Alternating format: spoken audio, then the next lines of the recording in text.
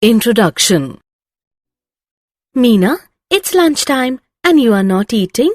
Is everything okay with you? No, I'm feeling toothache. I wish I could be a plant. A plant? Yes, because they don't have teeth for intaking nutrients for their growth. Yes, it's amazing. But I wonder, how do they do this? Yes, we will discuss this in detail. Objectives.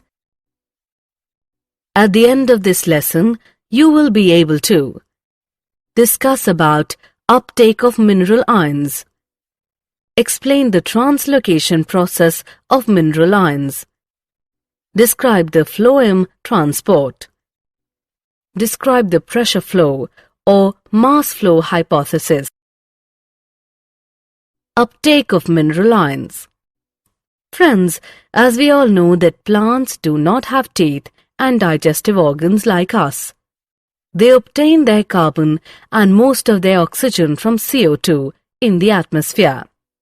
However, their remaining nutritional requirements are obtained from minerals and water for hydrogen in the soil. Let us first know how do they uptake mineral ions. Unlike water, all minerals cannot be passively absorbed by the roots. Two factors account for these minerals are present in the soil as charged particles or ions, which cannot move across cell membranes, and the concentration of minerals in the soil is usually lower than the concentration of minerals in the root. Therefore, most minerals must enter the root by active absorption into the cytoplasm of epidermal cells. This needs energy in the form of ATP. The active uptake of ions is partly responsible for the water potential gradient in roots and therefore for the uptake of water by osmosis. Some ions also move into the epidermal cells passively. Do you know the fact that ions are absorbed from the soil by both passive and active transport?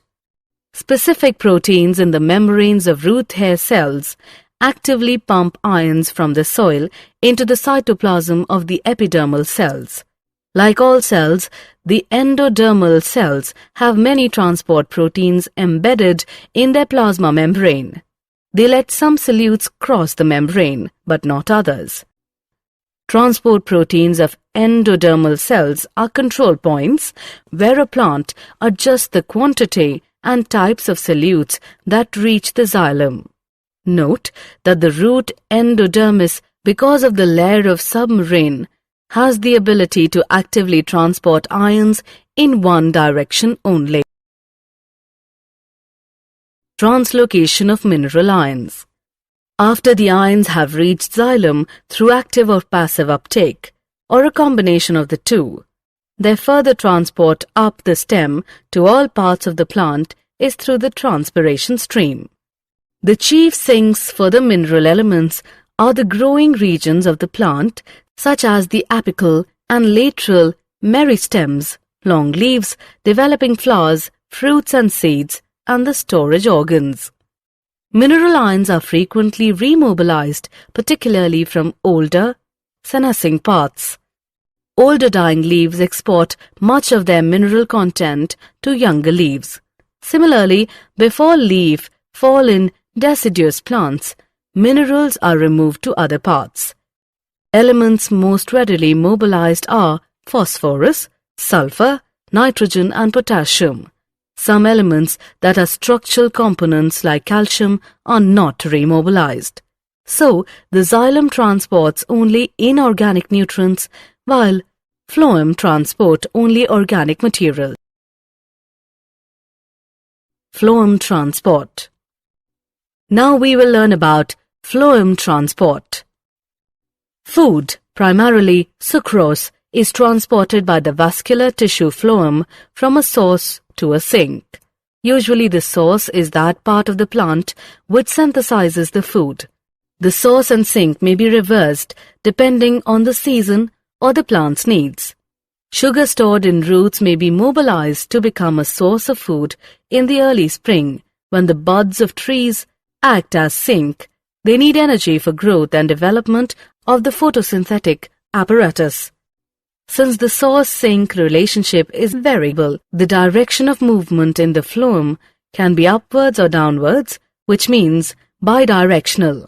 This contrasts with that of the xylem, where the movement is always unidirectional, which means upwards.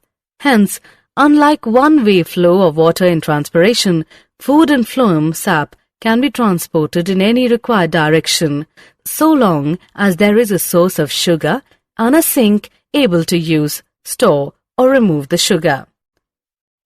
Phloem sap is mainly water and sucrose, but other sugars, hormones, and amino acids are also transported or translocated through phloem.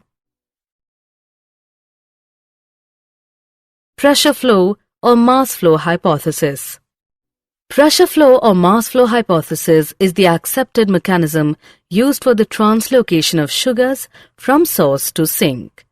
A glucose is prepared at the source by photosynthesis. It is converted to sucrose. The sugar is then moved in the form of sucrose into the companion cells and then into the living phloem sieve tube cells by active transport. This process of loading at the source produces a hypertonic condition in the phloem. Water in the adjacent xylem moves into the phloem by osmosis.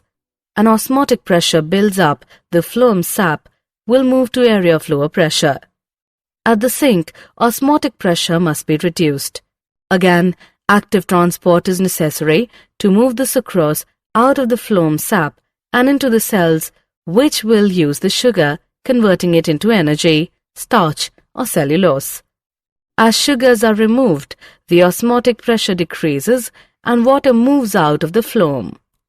Phloem tissue is composed of sieve tube cells, which form long columns with holes in their end walls called sieve plates. Cytoplasmic strands pass through the holes in the sieve plates, so forming continuous filaments. As hydrostatic pressure in the phloem sieve tube increases, pressure flow begins, and the sap moves through the phloem. Meanwhile, at the sink, incoming sugars are actively transported out of the phloem and removed as complex carbohydrates. The loss of solute produces a high water potential in the phloem, and water passes out, returning eventually to xylem.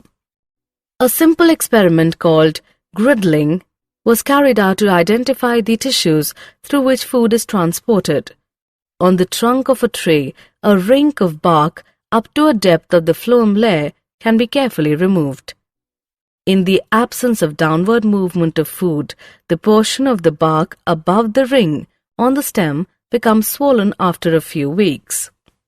This simple experiment shows that phloem is the tissue responsible for translocation of food, and that transport takes place in one direction, which means towards the roots. Summary.